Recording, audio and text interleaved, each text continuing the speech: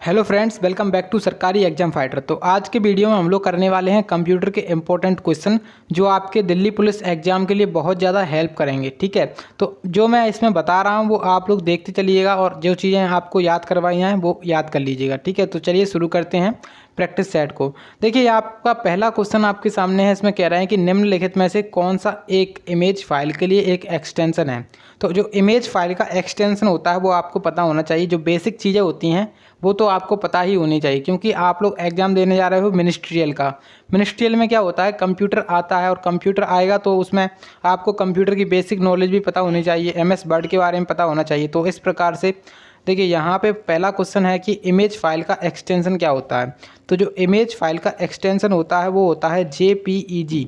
Option number जो ए है यहाँ पे JPEG, वो होता है इमेज फाइल का एक्सटेंशन। अब JPEG का फुल फॉर्म भी कई बार एग्जाम में आ चुका है तो उसको भी बता देते हैं। तो JPEG का फुल फॉर्म क्या होता है? JPEG का फुल फॉर्म होता है जॉइंट फोटोग्राफिक एक्सपर्ट ग्रुप। क्या होता है? Joint photographic expert group. ठीक है, तो आप लोग JPEG का फुल फॉर्म याद कर लीजिए। उसके बाद देखिए यहाँ पे इसका क्या दिख रहा है, .CSV। तो .CSV किसका होता है? यहाँ पे देखिए इसका फुल फॉर्म आपसे बहुत ज़्यादा पूछा जाता है। तो .CSV का फुल फॉर्म होता है कॉमा सेपरेटेड वैल्यूज़। क्या होता है? Comma separated values. ठीक है, उसके बाद आपके सामने है BSP। तो देखिए BSP क्या होता है? BSP होता है बाइनरी स्पेस पार्टीशनिंग। क्या होता है? Binary space partitioning. तो इनको याद कर लीजिए, काफ़ी ज़्यादा इंपॉर्टेंट है। JEG कुछ नहीं होता है, एक होता है JPG। ठीक है, तो यहाँ पे JPG भी इमेज फाइल का फॉर्मेट होता है और JPEG ये दोनों इमेज फाइल के एक्सटेंशन होते हैं। ठीक है, इमेज फाइल की क्या होते हैं? एक्सटेंशन होते हैं। ठीक है, चलिए उसके बाद देखिएगा नेक्स्ट प्रश्न को। इसमें बोल रहे हैं कि MS वर्ड में Ctrl+U कार्य करता है। तो देखिए यहाँ पे जो शॉर्टकट कीज़ होती हैं उनके बारे में बता दूंगा, ज़्यादा से ज़्यादा बताने की कोशिश करूँगा जो इंपॉर्टेंट शॉर्टकट कीज़ हैं उनके बारे में। ठीक है, तो जो Ctrl+U होता है उसका काम क्या होता है? जैसे आपने कोई भी टेक्स्ट उसमें टाइप किया MS वर्ड में, जैसे आप लोग कोई भी टेक्स्ट को टाइप कर रहे हो, मतलब कुछ भी लिख रहे हो, तो अगर आप लोगों को उस पर अंडरलाइन करना है इस तरीके से, जैसे आपने लिखा इस तरीके से नाम अपना, उसके नीचे आपको अंडरलाइन करना है तो उसके लिए दबाया जाता है Ctrl+U। ठीक है, पहले आप लोग क्या करोगे, उस टेक्स्ट को सिलेक्ट करोगे जिस पे आपको अंडरलाइन करना है। उसके बाद आप क्या करोगे, उसके बाद आप लोग Ctrl+U दबाओगे तो आपका जो सिलेक्ट किया हुआ टेक्स्ट है उस पर अंडरलाइन हो जाएगा। ठीक है, तो इस प्रकार से यहाँ पे इसका राइट आंसर क्या हो जाएगा? Ctrl+U। यहाँ पे ऑप्शन नंबर जो डी है यानी कि रेखांकित करना, वो इसका सही आंसर हो जाएगा। ठीक है, यानी कि निम्नांकित शब्द को, यानी कि जो आपने सिलेक्ट किया हुआ है उस शब्द या वाक्य को रेखांकित करना, यहाँ पे इसका सही उत्तर हो जाएगा। ठीक है, तो ऑप्शन नंबर जो डी है वो आपका सही उत्तर हो जाएगा। चलिए, तो अभी मैं कुछ इंपॉर्टेंट कीज़ बता रहा हूँ, जो शॉर्टकट कीज़ हैं उनको याद कर लीजिए। देखिए, एक होता है सिलेक्ट करने के लिए Ctrl+A, CTRL+A, यानी कि Ctrl+A का काम होता है सिलेक्ट ऑल। सिलेक्ट ऑल यानी कि सभी को सिलेक्ट करना एक साथ, उसका काम होता है Ctrl+A का। उसके बाद कॉपी करने का शॉर्टकट की क्या होती है? तो कॉपी करने के लिए शॉर्टकट की होती है Ctrl+C। ठीक है, Ctrl+C होती है कॉपी करने के लिए। उसके बाद एक आती है कट करने के लिए, तो Ctrl+X। Ctrl+X का काम होता है कट करने के लिए। और अगर आप पेस्ट करना चाहो उसको, तो जैसे आपने कॉपी कर लिया उसको पेस्ट कर लिया, तो जैसे आपने कॉपी कर लिया उसको पेस्ट कर लिया, अब क्या करो, कॉपी कर लिया उसको कट भी कर लिया, अब क्या करोगे आप? पेस्ट करोगे। तो पेस्ट करने के लिए शॉर्टकट क्या है? तो Ctrl+V। पेस्ट करने का शॉर्टकट क्या है? Ctrl+V इसका शॉर्टकट है। उसके बाद Ctrl+B, यानी कि Ctrl+B का शॉर्टकट क्या होता है? CTRL+B। इसका शॉर्टकट क्या है? इस किसी भी टेक्स्ट को बोल्ड करने के लिए, यानी कि उसको मोटा करने के लिए Ctrl+B का यूज़ किया जाता है। तो इस तरीके से मैंने यहाँ पे जो कुछ इंपॉर्टेंट थे वो बता दिए। अगले वीडियो में मैं आपको सारा एक चार्ट बना के दिखा दूंगा जिसमें आपको सभी इंपॉर्टेंट शॉर्टकट कीज़ के बारे में बता दूंगा। ठीक है, तो आपको याद कर लेना है सभी, क्योंकि बहुत ज़्यादा इंपॉर्टेंट है एग्जाम के पॉइंट ऑफ व्यू से। अब देखिए यहाँ पे कह रहे हैं तीसरे नंबर क्वेश्चन में, इसमें बोल रहे हैं कि एक सॉफ्टवेयर एप्लीकेशन है जो उपयोगकर्ता को वेबसाइट पर पेजों को खोलने और उन्हें देखने में सक्षम है। तो देखिए यहाँ पे पहले ब्लैंक दिया गया है, मतलब ऐसा कौन सा है जिससे एक एप्लीकेशन सॉफ्टवेयर है जो उपयोगकर्ता को वेबसाइट पर पेजों को खोलने और देखने में सक्षम है। तो देखिए हाइपर टेक्स्ट तो हो नहीं सकता है हमारा, एडवेयर भी नहीं हो सकता है, URL हो नहीं सकता है। उसके बाद देखिए फोर्थ यहाँ पे वेब ब्राउज़र। तो वेब ब्राउज़र एक ऐसा एप्लीकेशन सॉफ्टवेयर है जो यूज़र्स होते हैं उनको क्या करता है, कोई भी वेबसाइट हो उस पर पेज खोलने को और उसको देखने के लिए सक्षम है। तो यहाँ पे वेब ब्राउज़र इसका करेक्ट आंसर हो जाएगा। ठीक है, तो अब देखिए URL लिखा है यहाँ पे, UR और L, इसका फुल फॉर्म आपसे कई बार एग्जाम में पूछा जा चुका है। URL का फुल फॉर्म क्या है? तो URL का फुल फॉर्म है यूनिफॉर्म रिसोर्स लोकेटर। क्या होता है? Uniform resource locator. तो इसको याद कर लीजिए, यूनिफॉर्म रिसोर्स लोकेटर इसका फुल फॉर्म है। ठीक है, इसका राइट आंसर है वेब ब्राउज़र। चलिए नेक्स्ट प्रश्न को देखते हैं। तो ये क्वेश्चन काफ़ी ज़्यादा इंपॉर्टेंट है। इसमें कह रहे हैं कि इंटरनेट का मानक प्रोटोकॉल क्या है? तो इंटरनेट का मानक प्रोटोकॉल जो होता है उसको क्या कहते हैं? इसका सीधा सीधा आंसर है TCP और IP। तो TCP IP इंटरनेट का मानक प्रोटोकॉल है। अगर आपसे IP का फुल फॉर्म पूछा जाए तो आप लिख देना इंटरनेट प्रोटोकॉल। ठीक है, इंटरनेट प्रोटोकॉल। अगर आपसे पूछा जाए कि ISP का फुल फॉर्म क्या है, तो इंटरनेट सर्विस प्रोवाइडर। क्या है फुल फॉर्म? ISP का इंटरनेट सर्विस प्रोवाइडर। अब देखिए यहाँ पे इसका राइट आंसर तो हो गया ये।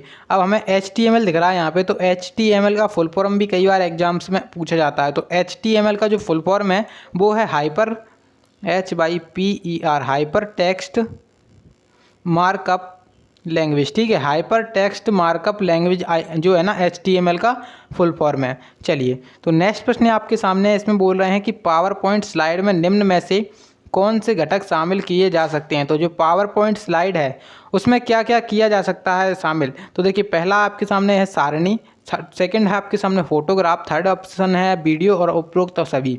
तो देखिए, जो पावर पॉइंट स्लाइड होती है, आपने कभी पावर पॉइंट को यूज़ किया होगा, तो इसमें एक पेज होता है, उसको क्या कहते हैं? स्लाइड कहते हैं। ठीक है, और जैसे आप लोग MS एक्सेल में जाओगे तो उसको सीट्स कहते हैं, और जैसे ही आप लोग MS वर्ड में जाओगे तो उसी पेज को क्या कहेंगे? पेज ही कहेंगे। तो आप लोगों ने क्या किया? पावर पॉइंट को स्टार्ट किया। उसमें आप लोग क्या क्या ऐड कर सकते हो? तो उसमें किसी भी फोटो को ऐड कर सकते हो पावर पॉइंट में, स्लाइड में। उसके बाद किसी भी वीडियो को ऐड कर सकते हो और किसी भी टेबल को ऐड कर सकते हो, यानी कि किसी भी सारणी को ऐड कर सकते हो। मतलब ये ऑप्शन आपके सामने दिए गए हैं, तीनों को ऐड किया जा सकता है। मतलब उपरोक्त सभी जो है ना, वो इसका राइट आंसर हो जाएगा। ठीक है, चलिए, सो अब आपके सामने है नेक्स्ट प्रश्न। इसमें कह रहे हैं कि किस नेटवर्क टोपोलॉजी में सेंट्रल कंट्रोलर या हब की आवश्यकता होती है? तो देखिए, सेंट्रल कंट्रोलर या हब की आवश्यकता किस नेटवर्क टोपोलॉजी में हो सकती है? सबसे पहला है बस, सेकंड है मैश, थर्ड है रिंग और फोर्थ है स्टार। तो एक स्टार एक ऐसी टोपोलॉजी है। स्टार किस तरीके से बनता है? आप लोग देख सकते हो कि स्टार कुछ अलग इस तरीके से बनता है। तो इस प्रकार से जब आप लोग क्या करोगे, बीच में जब एक हब लगेगा तभी तो इससे कुछ कनेक्ट हो पाएंगे। इसमें जब यहाँ पे कुछ इस तरीके से नेटवर्क लग जाएंगे और बीच में क्या लगेगा? एक राउटर लगेगा, उसको क्या कहते हैं? हब कहते हैं। ठीक है, तो इस प्रकार से जो है ना स्टार टोपोलॉजी में ये किया जाता है, यानी कि सेंट्रल कंट्रोलर या हब की आवश्यकता किस में होती है? स्टार टोपोलॉजी में होती है। बीच में क्या लगता है? हब लगता है, और इधर क्या होते हैं? नेटवर्क्स होते हैं। ठीक है, चलिए नेक्स्ट प्रश्न आपके सामने। इसमें कह रहे हैं कि पहले ब्लैंक आपके सामने दिया गया है, फिर इसमें कह रहे हैं कि निजी कंप्यूटर के लिए उच्चतम गुणवत्ता के टेक्स्ट और प्रतिबिंबों का प्रयोग करता है। अब देखेंगे ऑप्शन कि ड्रम प्रिंटर, उसके बाद सेकंड ऑप्शन है कि Daisy wheel printer, third option है लेज़र प्रिंटर और फोर्थ ऑप्शन है उपरोक्त में से कोई नहीं। तो देखिए, जो अपना गुणवत्ता मतलब हाईएस्ट क्वालिटी के टेक्स्ट और जो इमेजेस को प्रिंट करता है वो कौन सा प्रिंटर होता है? लेज़र प्रिंटर होता है। ठीक है, जो आपके घरों में अभी यूज़ किया जाता है वर्तमान में। आप लोग कहीं भी दुकान पर जाते हो फोटो वगैरह खिंचवाने, तो किसका यूज़ किया जाता है? नॉर्मली बेसिकली यहाँ पे लेज़र प्रिंटर का यूज़ किया जाता है। तो इसका राइट आंसर क्या हो जाएगा? लेज़र प्रिंटर हो जाएगा, क्योंकि वो हाईएस्ट क्वालिटी देता है इमेज की। ठीक है, उच्चतम गुणवत्ता देता है टेक्स्ट की और इमेजेस की भी। ठीक है, चलिए सो अब आपके सामने नेक्स्ट प्रश्न। इसमें क्या कह रहे हैं? इसमें बोल रहे हैं कि निम्नलिखित में से कौन सी भाषा कंप्यूटर की चौथी पीढ़ी की भाषा का उदाहरण है? तो देखिए, इसमें जो कंप्यूटर की जितनी भी पीढ़ी हुई हैं उनके में जितनी भी भाषाओं का यूज़ किया गया है तो वो मैं सारी आपको बताऊंगा। तो देखिए, यहाँ पे जो सबसे पहले तो कंप्यूटर की कितनी पीढ़ी हुई, तो अभी तक जो कंप्यूटर की पीढ़ी निकल के आई हैं वो आई हैं 5। ठीक है, लेकिन अभी तक जो हम यूज़ कर रहे हैं वो कर रहे हैं चौथी पीढ़ी का कंप्यूटर यूज़। ठीक है, अब देखिए, यहाँ पे कंप्यूटर की पहली पीढ़ी से स्टार्ट करेंगे और कंप्यूटर की अंतिम पीढ़ी तक चलेंगे। तो कंप्यूटर की जो पहली पीढ़ी थी उसमें कौन सी भाषा का यूज़ किया गया था? कंप्यूटर की जो पहली पीढ़ी थी उसमें किया गया था मशीनी भाषा का यूज़। ठीक है, मशीनी भाषा का यूज़ किस में किया गया था? कंप्यूटर की पहली पीढ़ी में। उसके बाद कंप्यूटर की सेकेंड जनरेशन ऑफ कंप्यूटर, यानी कि कंप्यूटर की द्वितीय पीढ़ी, इसमें किस भाषा का यूज़ किया गया था? तो इसमें किया गया था असेंबली भाषा का यूज़। ठीक है, असेंबली भाषा का असेंबली भाषा, या फिर आप लोग कर सकते हो लो लेवल लैंग्वेज यानी कि निम्न स्तरीय भाषा, निम्न स्तरीय भाषा। उसके बाद आई तृतीय पीढ़ी कंप्यूटर की, तो कंप्यूटर की थर्ड जनरेशन आई, उसमें कौन सी भाषाओं का यूज़ किया जाने लगा, तो उसमें एक भाषा थी जावा और एक भाषा थी सी और एक भाषा थी C++। तो इस प्रकार से हाई स्तरीय भाषाओं का यूज़ किया जाने लगा कंप्यूटर की तृतीय पीढ़ी में, यानी कि जो अपनी हाई लेवल लैंग्वेज का यूज़ किया जाने लगा। उसके बाद आई कंप्यूटर की चौथी पीढ़ी, तो कंप्यूटर की चौथी पीढ़ी में कौन सी भाषाओं का यूज़ किया जाता था, तो कंप्यूटर की जो चौथी पीढ़ी थी उसमें किया जाता था SQL, यानी कि SQL का फुल फॉर्म क्या है, स्ट्रक्चर्ड क्वेरी लैंग्वेज। क्या फुल फॉर्म है, स्ट्रक्चर्ड क्वेरी लैंग्वेज, इसका यूज़ किया जाता था, यानी कि पृष्ठा भाषा भी आप लोग इसको बोल सकते हो, मतलब इसमें प्रश्न की तरह से कुछ होता था, तो पृष्ठा भाषा भी इसको कहा जाता है हिंदी में, स्ट्रक्चर्ड क्वेरी लैंग्वेज यहाँ पे राइट आंसर है। इसमें हमसे कौन सी पूछ रही है कि कंप्यूटर की चौथी पीढ़ी की भाषा कौन सी है, तो कंप्यूटर की चौथी पीढ़ी की भाषा है SQL। SQL ऑप्शन नंबर जो ए है वो इस प्रश्न का सही उत्तर हो जाएगा। ठीक है, चलिए अब आपके सामने है नेक्स्ट प्रश्न। इसमें कह रहे हैं, देखिए अभी तक आप लोगों ने वीडियो को लाइक नहीं किया तो प्लीज़ एक बार लाइक जरूर कर लें और चैनल को सब्सक्राइब कर लें। अगर आप लोग रीजनिंग के प्रैक्टिस सेट भी देखना चाहते हो दिल्ली पुलिस के एग्जाम के लिए, तो चैनल पर डेली क्लासेस चल रही हैं, तो आप लोग उनको भी देख सकते हो। ठीक है, अब आपके सामने क्वेश्चन नंबर 9 है। इसमें कह रहे हैं कि कंप्यूटर में इंटीग्रेटेड सर्किट चिप निम्नलिखित में से किसकी बनी होती है, तो देखिए यहाँ पे जो इंटीग्रेटेड सर्किट चिप होती है वो किसकी बनी होती है कंप्यूटर में। सबसे पहले तो आपको इसके बारे में पता होना चाहिए। तो ये क्या होता है, आपका जो प्रोसेसर होता है उसको कहते हैं, आपका जो प्रोसेसर होता है उसको कहते हैं। यहाँ पे जो प्रोसेसर होता है वो किसका बना रहता है, सिलिकॉन का बना रहता है। ऑप्शन नंबर जो बी है वो आपका सही उत्तर हो जाएगा। ठीक है, चलिए अब आपके सामने क्वेश्चन नंबर 10। इसमें बोल रहे हैं कि ऑपरेटिंग सिस्टम एक क्या होता है, तो ऑपरेटिंग सिस्टम क्या होता है। सबसे पहले ऑप्शन आपके सामने कि सिस्टम सॉफ्टवेयर, सेकंड ऑप्शन है आपके सामने एप्लीकेशन सॉफ्टवेयर, थर्ड ऑप्शन आपके सामने है यूटिलिटी सॉफ्टवेयर और फोर्थ ऑप्शन है कि डेटा प्रोसेसिंग सॉफ्टवेयर। तो देखिए जो ऑपरेटिंग सिस्टम होता है ना वो क्या होता है, ऑपरेटिंग सिस्टम सबसे पहले तो आपको सिस्टम सॉफ्टवेयर और एप्लीकेशन सॉफ्टवेयर के बारे में पता होना चाहिए। तो एप्लीकेशन सॉफ्टवेयर क्या होते हैं, जो कंप्यूटर में अलग से इंस्टॉल किए जाते हैं। जैसे आपने कोई भी गेम वगैरह डाउनलोड किया या फिर कुछ एंटीवायरस करके डाउनलोड कर लिया अपने पीसी में, या फिर आप लोग कोई वेब ब्राउज़र डाउनलोड कर रहे हो, तो वो क्या है, एक प्रकार के एप्लीकेशन सॉफ्टवेयर हैं। लेकिन जब आप सिस्टम सॉफ्टवेयर की बात करते हो तो सिस्टम सॉफ्टवेयर वो होता है जो आपको कंप्यूटर को कार्य करने में मदद करता है। तो सिस्टम सॉफ्टवेयर क्या होता है, ऑपरेटिंग सिस्टम होता है। ऑपरेटिंग सिस्टम यानी कि जैसे आपने विंडोज़ आपके कंप्यूटर में चल रहा होगा, मोस्टली अपने यहाँ विंडोज़ ही चलता है। तो विंडोज़ जैसे विंडोज़ 10, विंडोज़ 7, विंडोज़ 11, इस प्रकार से आप लोग जो है ना, ये क्या है, ऑपरेटिंग सिस्टम क्या होता है, एक प्रकार का सिस्टम सॉफ्टवेयर होता है। ऑप्शन नंबर जो ए है वो इस प्रकार का सही आंसर हो जाएगा। ठीक है, चलिए अब देखिए क्वेश्चन नंबर 11। इसमें कह रहे हैं कि ट्रांजिस्टर कंप्यूटर का दूसरा नाम क्या है। तो ट्रांजिस्टर कंप्यूटर का दूसरा नाम आपसे पूछा जा रहा है। तो देखिए यहाँ पे क्वेश्चन कुछ अलग तरीके से इन्होंने पूछा है। इनको पूछना क्या चाहिए था, इनको ये पूछना चाहिए था कि किस पीढ़ी को, कंप्यूटर की किस पीढ़ी में ट्रांजिस्टर का यूज़ किया गया था। तो इस प्रकार से पूछा जाना चाहिए था, और इन्होंने कुछ अलग तरीके से पूछा है। तो आपको पता होना चाहिए कि कंप्यूटर की किस पीढ़ी में किसका यूज़ किया गया था। तो देखिए जो कंप्यूटर की पहली पीढ़ी थी उसमें किसका यूज़ किया गया था, तो उसमें जो कंप्यूटर की पहली पीढ़ी थी उसमें किया गया था वैक्यूम ट्यूब्स का, वैक्यूम ट्यूब्स का। ठीक है, तो वैक्यूम ट्यूब्स का यूज़ किया गया था कंप्यूटर की पहली पीढ़ी में। आपसे क्वेश्चन कई बार आ चुका है कि वैक्यूम ट्यूब्स का प्रयोग कंप्यूटर की किस पीढ़ी में किया गया था। तो वैक्यूम ट्यूब्स का प्रयोग कंप्यूटर की पहली पीढ़ी में किया गया था। उसके बाद आई कंप्यूटर की दूसरी पीढ़ी, सेकंड पीढ़ी। तो कंप्यूटर की जो सेकंड पीढ़ी आई उसमें किया गया था ट्रांजिस्टर का प्रयोग। ठीक है, ट्रांजिस्टर का प्रयोग, ट्रांजिस्टर। उसके बाद कंप्यूटर की तीसरी पीढ़ी आई, तो तीसरी पीढ़ी में क्या किया गया, तीसरी पीढ़ी में एक एकीकृत परिपथ का यूज़ किया गया। क्या किया गया, एकीकृत जो परिपथ था उसका यूज़ किया गया। ठीक है, एकीकृत परिपथ का यूज़ किया गया। उसके बाद जो फोर्थ पीढ़ी यानी कि चौथी पीढ़ी थी, कंप्यूटर की चौथी पीढ़ी थी, उसमें किया जाने लगा माइक्रो प्रोसेसर। जो अभी आपकी वर्तमान में कंप्यूटर चला रहे हो उसमें क्या होता है, एक प्रकार का माइक्रो प्रोसेसर होता है। तो आप जो चौथी पीढ़ी का कंप्यूटर चला रहे हो, ठीक है, कुछ लोग जो पाँचवीं पीढ़ी का कंप्यूटर, यहाँ पे अभी जो है ना पाँचवीं पीढ़ी के कंप्यूटर में कुछ विकसित चल रही है, जैसे आर्टिफिशियल इंटेलिजेंस उसमें लगाई जाए।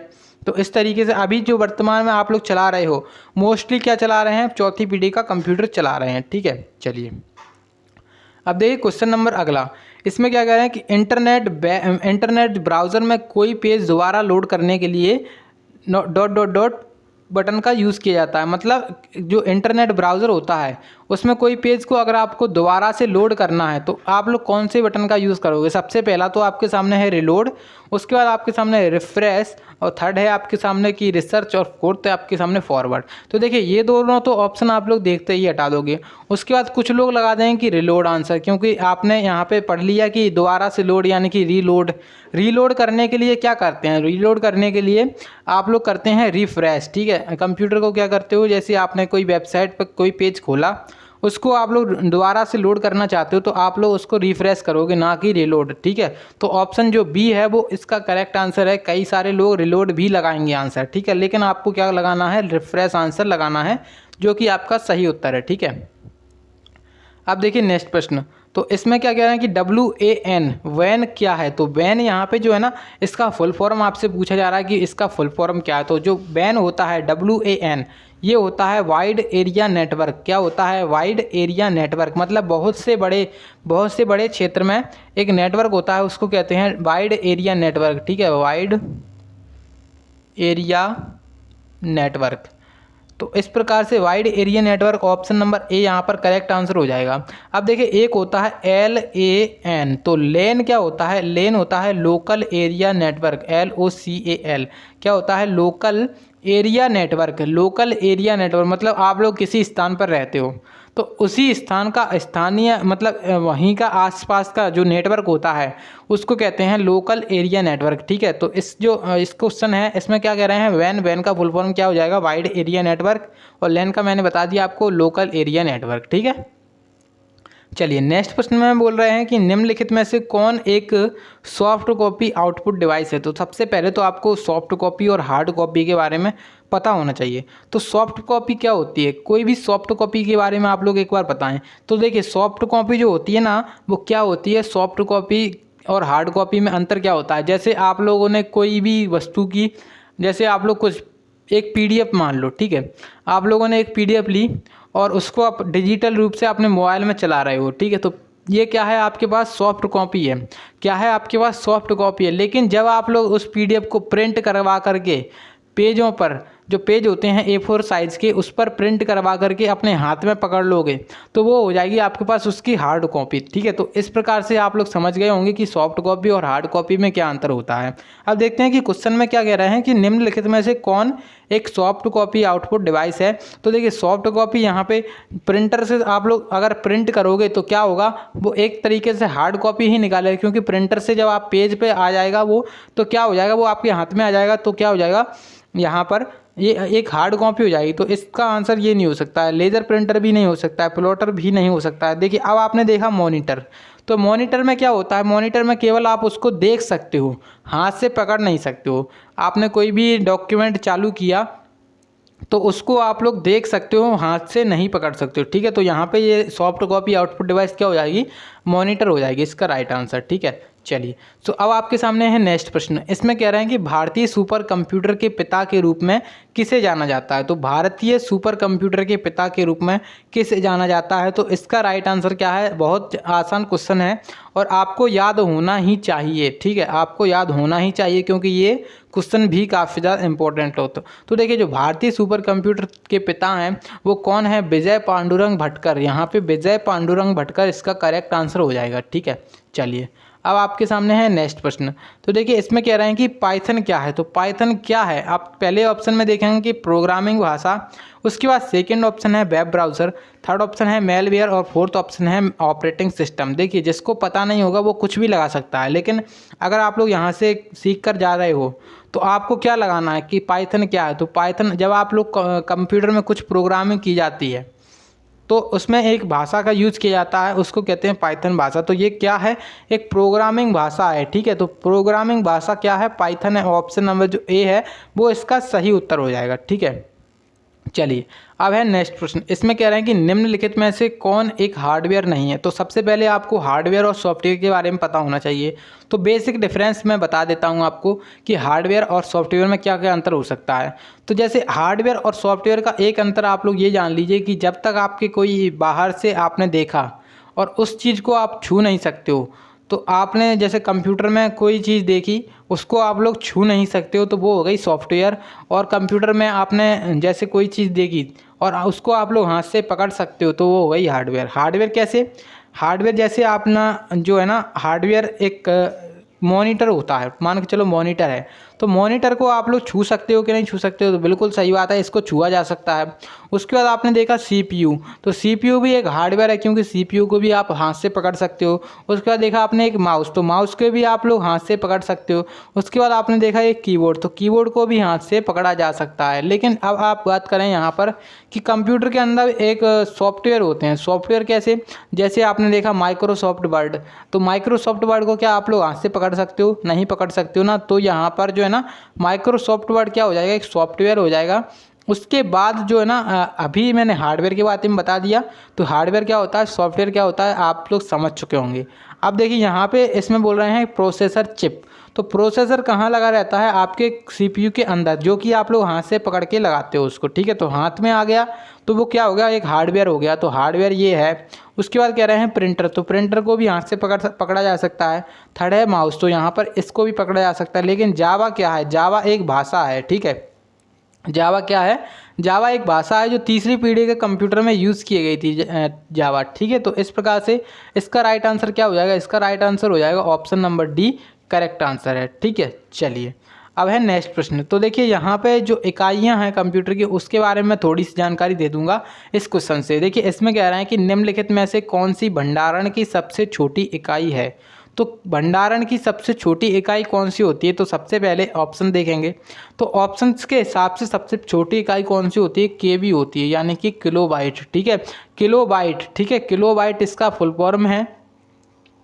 तो किलोबाइट यहाँ पे मैं सीक्वेंस में आपको लगा करके दिखा देता हूँ। सबसे पहले आपने देखा केबी छोटी होती है, फिर केबी के बाद क्या होता है? केबी के बाद होती है एमबी यानी कि मेगाबाइट, फिर होती है जीबी यानी कि गीगाबाइट, उसके बाद होती है टीबी यानी कि टेराबाइट, ठीक है। तो उस प्रकार से यहाँ पे चलती रहती हैं, ठीक है। अब देखिए यहाँ पे टीबी हो गया, केबी हो गया, जीबी हो गया और एमबी हो गया, तो चारों हो गए। अब देखिए यहाँ पे केबी हो गया, केबी का फुल फॉर्म क्या है? किलोबाइट। एमबी का फुल फॉर्म क्या है? मेगाबाइट। जीबी का फुल फॉर्म क्या है? गीगाबाइट। टीबी का फुल फॉर्म क्या है? टेराबाइट, ठीक है। तो इस प्रकार से ये हो गया। लेकिन आपसे कई बार पूछ लिया जाता है कि 1024 जीबी बराबर क्या होता है? तो 1024 जीबी यहाँ पर मतलब यहाँ पे चेंज होता रहता है। मान के चलो यहाँ पे केबी हो गया, तो केबी का मान क्या होगा? केबी बराबर 1024 केबी बराबर हो जाएगा 1 एमबी, ठीक है। उसके बाद आपने बात की यहाँ पे एमबी लगा दो, तो 1024 एमबी कर दोगे जब आप, तो यहाँ पे इसका मान हो जाएगा 1 जीबी, ठीक है। अब यहाँ पे जीबी कर दोगे आप, तो 1024 जीबी बराबर क्या हो जाएगा? 1024 जीबी बराबर हो जाएगा 1 टीबी, ठीक है, 1 टीबी। तो इस प्रकार से इनकी इकाइयाँ चलती रहती हैं, ठीक है। तो यहाँ पे जो इम्पोर्टेंट चीज़ थी वो मैं बता दी, और जो सबसे छोटी इकाई है वो होती है केबी, तो इसका राइट आंसर हो जाएगा ऑप्शन नंबर बी। अब है नेक्स्ट प्रश्न। इसमें कह रहे हैं कि कंप्यूटर के मुख्य घटक कौन कौन से हैं? तो कंप्यूटर के मुख्य घटक कौन कौन से हैं? सबसे पहले देखिए ऑप्शन देखा आपने, सीपीयू, मेमोरी और टेप। तो सीपीयू तो ठीक बात है कि कंप्यूटर में अगर सीपीयू नहीं होगा तो कंप्यूटर काम कैसे करेगा। उसके बाद है मेमोरी, तो मेमोरी देखिए, मेमोरी जैसे आपने देखा, तो मेमोरी भी नहीं होगी तो कंप्यूटर में अपना जो डेटा स्टोर ही नहीं हो पाएगा। तो इस प्रकार से मेमोरी और कंप्यूटर तो 100% होने चाहिए। उसके बाद आपने देखा थर्ड वाला टेप, तो टेप ऐसा ज़रूरी नहीं है कि टेप जब हो तभी कंप्यूटर काम करे, तो ये तो हो गया गलत। किसकी वजह से? टेप की वजह से। तो टेप इसमें भी आया, तो इसको भी हटा दो। उसके बाद देखिए यहाँ पे आईओ और प्रिंटर और माउस। देखिए आईओ और प्रिंटर अगर ज़रूरी है कि अगर प्रिंटर हो तभी अपना कंप्यूटर काम करे, ऐसा कोई ज़रूरी नहीं है, तो ये भी चला गया। बचा कौन सा रह गया? ऑप्शन नंबर डी बचा रह गया। इसमें कह रहे हैं सीपीयू, आईओ और मेमोरी। तो मेमोरी ज़रूरी है और सीपीयू भी ज़रूरी है और आईओ भी ज़रूरी है, तो इसका राइट आंसर क्या हो जाएगा? ऑप्शन नंबर डी इसका करेक्ट आंसर हो जाएगा, ठीक है। अब है आज का लास्ट क्वेश्चन। इसमें कह रहे हैं कि कौन सा वेब ब्राउज़र गूगल द्वारा विकसित किया गया? तो इसका आंसर सभी लोग लगा देंगे अच्छे तरीके से, क्योंकि आप लोग सभी लोग अपने मोबाइल में उसका यूज़ करते हो इस वजह से, ठीक है। तो यहाँ पे जो गूगल के द्वारा विकसित किया गया था उसका नाम क्या है? उसका नाम है वेब ब्राउज़र। कौन सा है वो? क्रोम वेब ब्राउज़र है, ठीक है। क्रोम, गूगल क्रोम आप सभी को मोबाइल में इंस्टॉल है पहले से, तो आप लोग उस पर जा कर के चेक कर सकते हो। ठीक है, तो इसका राइट आंसर हो जाएगा यहाँ पे ऑप्शन नंबर डी। ठीक है, तो आज के क्वेश्चन हो चुके हैं कंप्लीट।